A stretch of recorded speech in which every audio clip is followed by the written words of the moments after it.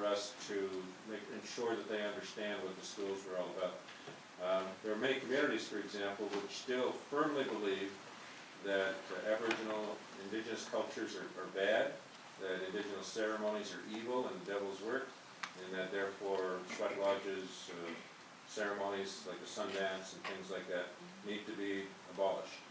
And that movement is led by religious leaders from the Indigenous community, who are still influenced heavily by the churches. But that's having an impact upon young people. And so the question I always ask survivors is, quite frankly, it's not about you anymore. It's about your children and your grandchildren. What, for purposes of discussing reconciliation, what do we need to do to help your children and your young children to learn who they are and to learn what they can be and to become all that they can be? And when you focus it upon their children, they tend to take a less strident position and recognize that reconciliation, there is a room for discussion around reconciliation.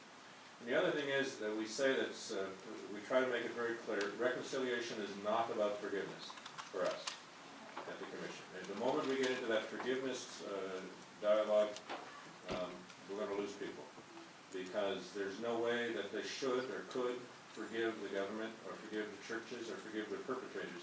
Many of them are dead for what occurred to them, and we don't ask them that. As a judge, I would never ask the victim of an act of family violence or the victim of a rape to forgive the rapist. I don't think it's necessary. I don't think it's important, and not for me anyway, and probably re-victimizing the victim. And so we say forgiveness is not part of the discussion unless it's important to you. If you think that forgiveness is important for you to be able to move on, then let's talk about how we can work it into the discussion. But what is important is the question of how do we come to terms with this? And what is it that we need to come to terms with? So what are the legacy issues?